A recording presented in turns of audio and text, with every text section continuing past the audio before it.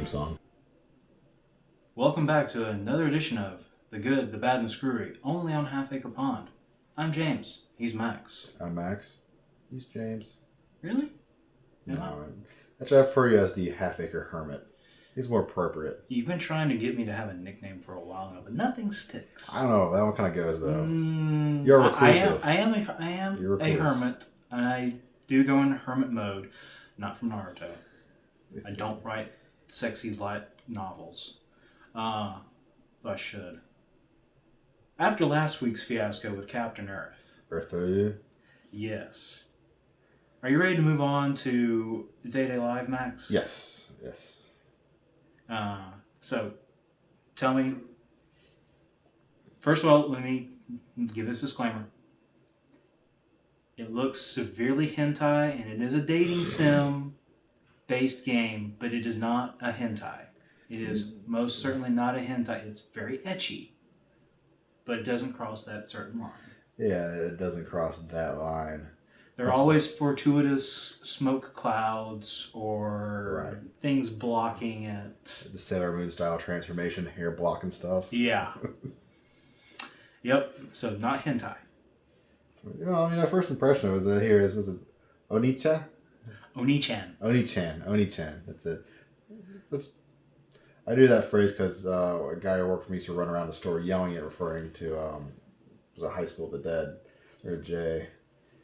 And so I was like, oh, all right, that's one of the few Japanese words I happen to know. And the next thing I see this girl hop in bed, almost the, was that schoolgirl uniform, and bouncing up and down, wake up. And I'm like, please be over 18.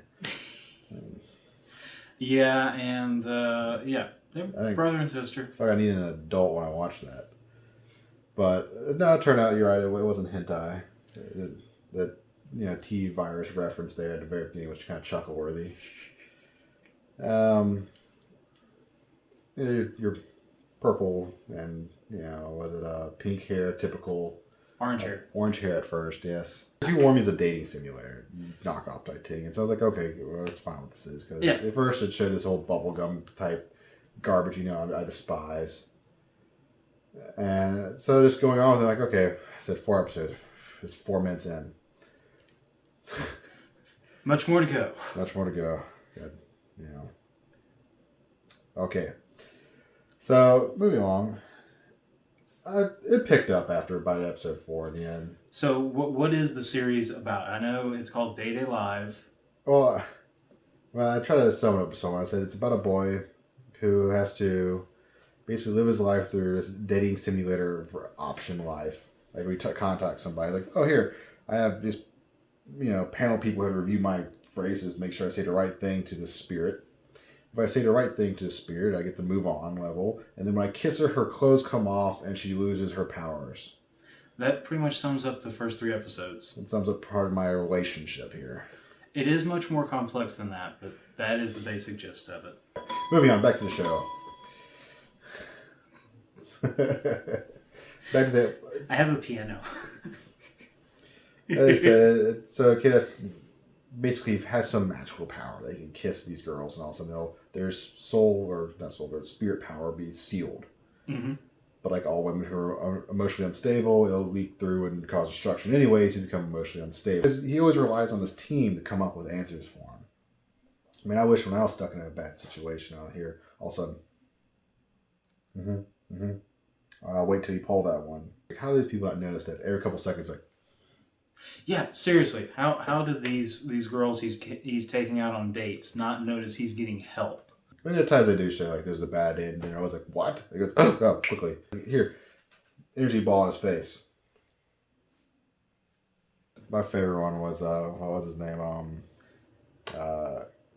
Koji? Bad Marriage. Bad Marriage. First the Love Master. The Love Master. Married 5 times. Divorced 5 times. Yeah. So, I mean, there's like a round of like your main characters, which is, Shido, the main character. Yeah, he's the guy who has the power to seal the spirit. Katori, is that it? Katori is his sister. Is a sister. And then the first spirit's Toka. Which she doesn't have a name. She's just kind of given a code name of Princess. it's actually one of the first challenges of the dating sim to give her a name. He calls her the date. Well, that's one reason why I have bad marriage for, because they're trying to come up with names, because it's one of the options of the dating sim was quickly come up with a name for her. Yeah. And the guy lists off is for one of his ex-wives. And he gets quickly called out and yelled at for it. So he calls her April 10th. Yeah. She likes it. That's all that matters. I mean, there's other characters too. I mean, his classmate he's one of the was it assault spirit team people. And Flying Met Girl is the origami. Origami. Seriously, it sounds like a made up name. It sounds like a made up name, like Toka. Maybe she's a spirit. We don't know. But she has.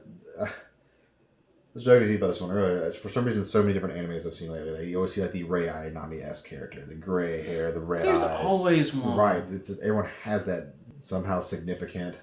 Significant, but you don't know why. It's never. This is one of those things. This is one of those animes that it sets stuff up only to have it set up.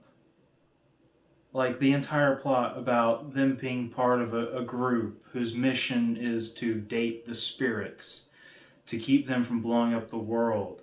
And the sister is the captain, and you have all of this panel of Love experts. The guy who's been married 5 times and divorced 5 times, the girl who makes voodoo dolls, the nail knocker. She's the 2 a.m. one, and then there's the Dimension Breaker, the man with 100 wives, and then Deep Love, the woman whose love for someone is so deep, she's not legally allowed to be in the same room with them, and the CEO who is the master of the ladies of the night. Yeah, that's the CEO. I mean, seriously, it's this old guy, male pattern baldness with glasses, and he's just sitting there like, Your typical Japanese CEO businessman. Yeah. They play a heaviness of stereotypes. They play, but that's kind of the point of it. It's just one-off gags. Yeah. One-off Slapstick. It is slapstick. Okay, let's reel it back in for a second. You're talking about Date Town, which is a modular town that they recreate to enhance the date atmosphere. like a carnival-esque made-up little village they go through. Like, here you go, here's your date. They go through Date Town. It's like, also, you win every prize. You win special tokens to the Date Hotel, Love Hotel. The Love Hotel. The Love Hotel. Yeah. And they're like, just go on in there and do it. And it's like, that may have worked for your first marriage, but not for this guy. Exactly. Well, another thing, kind of not as funny, when he first takes her to Date Town, she thinks everybody's going to attack her. No, that's right. Whenever she has been to Earth, all the spirits everybody has been evacuated, and the only people they've had contact with are the armored assault troops. I have watched up until the second season. Yes, they made a season 2 of this. At first, I thought it was so ridiculous that it would not get past 3 episodes, and it didn't for me. I only watched 1 episode. But after I made Max watch it, I was like, all right, I have to watch it too. I can't just make him watch it. Oh yeah, I watched it all the way up until because you were talking about episode 6 or 7 is the Hot Springs episode. It's always episode 6 or 7. I had to test that theory. They go to an onsen. I mean, I thought it was silly. It was silly. It was funny. It was lighthearted. Yeah, it was lighthearted, good fun. You have to make it past if you can. Episode 6 is where I washed up to, and I ended up rewatching episode 1 and 2 again before we did this. Yeah, it was easier to watch the second time through, so it does have rewatchability. Okay. So the slapstick and the gags do hold up. It holds up better when you rewatch it. Because you have a better feel for what's going on. And you get a little bit more of the background you missed out early on. Small things you didn't notice. Which they really aren't that focused on telling the story as much as the story is just there as a framework to hang the gags on. But that's fine. It's entertaining. I have, of course, the M3. The M3. So I gave it it's between a 6.5 and a 7. Okay. Because It has a rewatchability. You Mm-hmm. can. I rewatched 1 and 2 before I watched this, and it wasn't unbearable. And I did a little bit of background research on the show. So, and see what merchandise came along with it.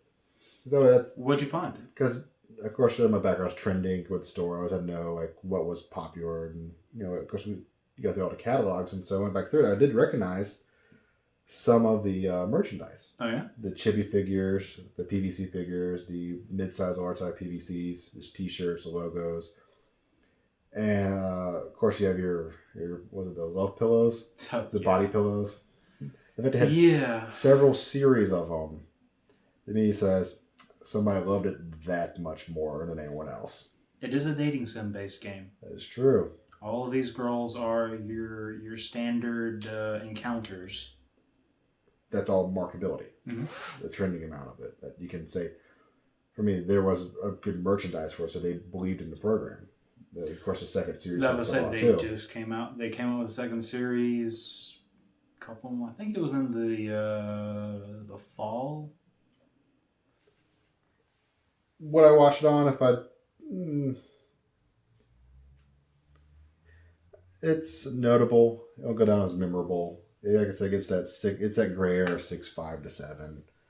Don't you want to see what happens after the Hot Springs episode? The only person I'm curious about is the person with the clock for the eye. That's it. Because I want to be introduced to that one character. Like, why do you have a clock for an eye?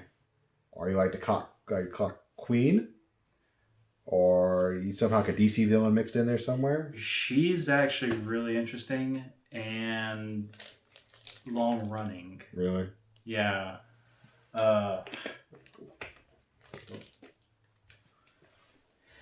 Not too much spoilers, but you do get a fight with her. It's the climax of the first season. Okay. Where you learn more of the backstory behind Shido. You meet his sister, his other sister. Like the other mother. Yeah.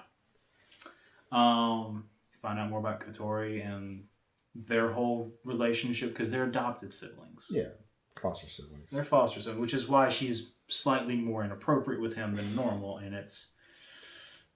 I won't say it's okay, but it's based on a dating sim. You're going to have that situation. Hey, well, like the first training dating app thing, the final boss. What was she? What did she keep calling him? It's his sister. I would say it's definitely worth if you like that cutesy type stuff, cutesy fighting, I guess. Friendship is fighting type stuff. You fight your enemies until they become your friends? Until you kiss them, their clothes fall off. They do vanish in a puff of smoke.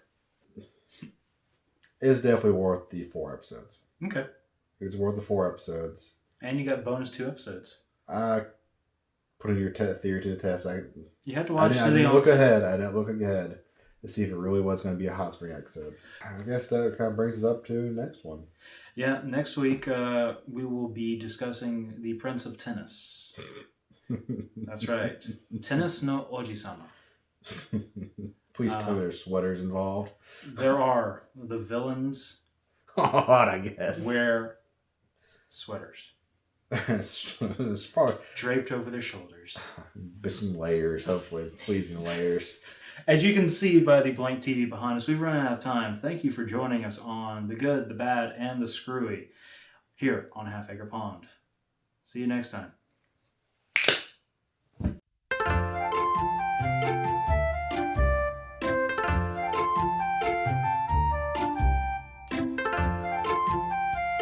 Cool. Oh, done. That's right. Work out that core. Oh, yeah.